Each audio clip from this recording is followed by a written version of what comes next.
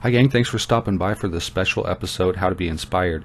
I live nearby a national forest. I moved here about 2.5 years ago so I could be in the mountains where there's a lot of the scenery and the materials that I use for my art.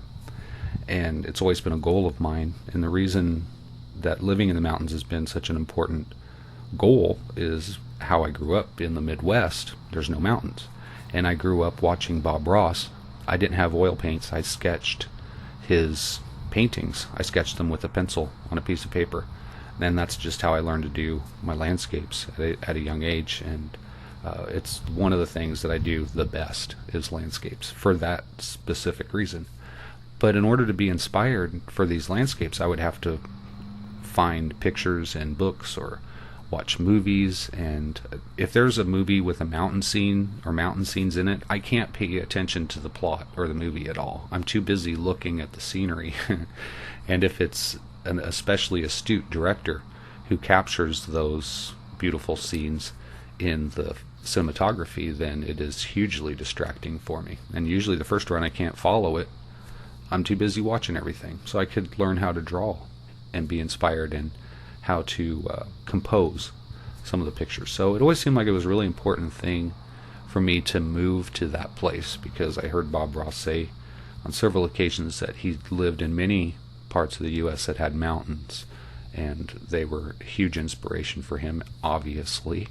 So I thought, if I was going to follow, I don't really want to be Bob Ross, but I feel like as he's been such a huge influence that it would be the next logical step to follow in his footsteps and be in that environment, so that you constantly have your subjects around you permeating your mind, so you always have this wealth of experience to draw upon. And you can certainly see that in Bob's impressions, and you can start to see them in mine now. I mean, you can see here all these scenes I tried to capture as I would in a sketch, so that I could go back and maybe look at this video, pause a frame, and draw the rock and the tree there. It's a really easy enough subject to draw. It's not too complicated.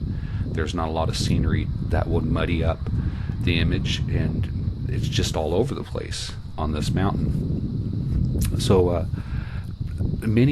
I was in my early 40s when I moved out here. Before then, I had no opportunities. Maybe a kind of a dream to move to the nearest mountains, which would have been in the Lake of the Ozarks, or maybe Tennessee. That would have been the closest mountains that I could have lived near and still been in the Midwest, so to speak. But that never worked out for me. It just, life gets in the way of life, and it definitely gets in the way of dreams.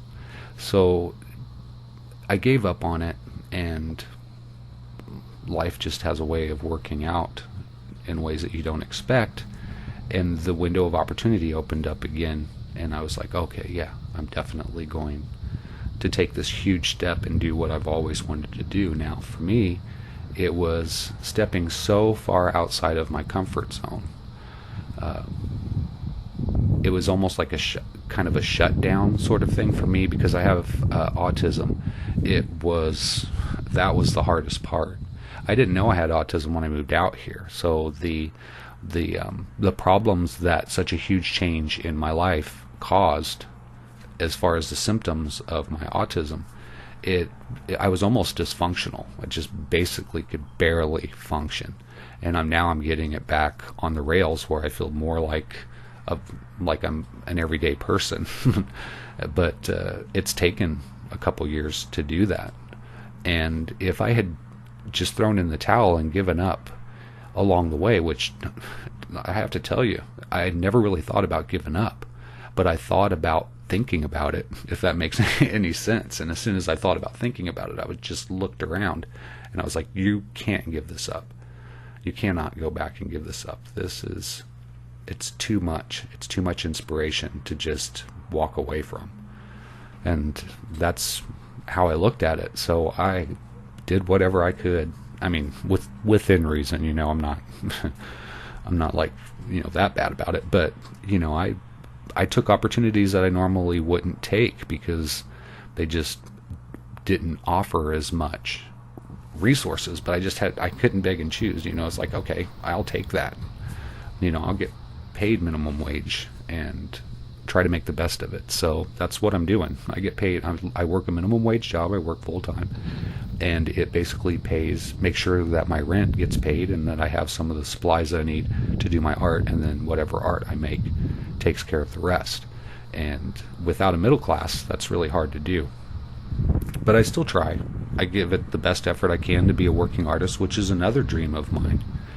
And I figured being a working artist would be, when I look outside and see what I want to art every day, I can't escape that inspiration. So it feeds me. Every day I wake up and look out, I'm renewed with this passion to make art. So it definitely does pay off to live here in terms of wanting to do art. And I want to do all kinds of art. In fact, I have so many projects, I'm running out of time in my life to do them, so I need to get busy. But I just basically wanted to share that with you, and I wanted to share one more thing with you too. When I grab my keys to go out of my apartment, they hang on a hook right by a little whiteboard that has written on it, "Enjoy your life." And that's a motto that I try to live within reason. You have to have a certain level of responsibility that isn't enjoyable. I have to have a regular paying job that I enjoy it as much as I can, but I would rather be doing art than doing that. So it's not maximum amount of enjoyment. But outside of those things that require that I be responsible, I try to be have as much fun in my life as I possibly can. I try to cut out all of the extra stress and drama and bull crap, and that pretty much makes me a hermit and a shut-in, but that's just the way that it is. And I love getting up and getting out into these trails above my house. It's springtime. They're just starting to look beautiful, and I'm going to have more of these videos. If I'm not arting, I'm hiking, collecting materials to do projects. So I'll show you some of those coming up. If you like this video, if I've resonated with you, please leave a like. And if you haven't subscribed, please subscribe. Hit the bell to be notified, or you just may lose track with all your other subscriptions. And of course, until next time, you guys, take care.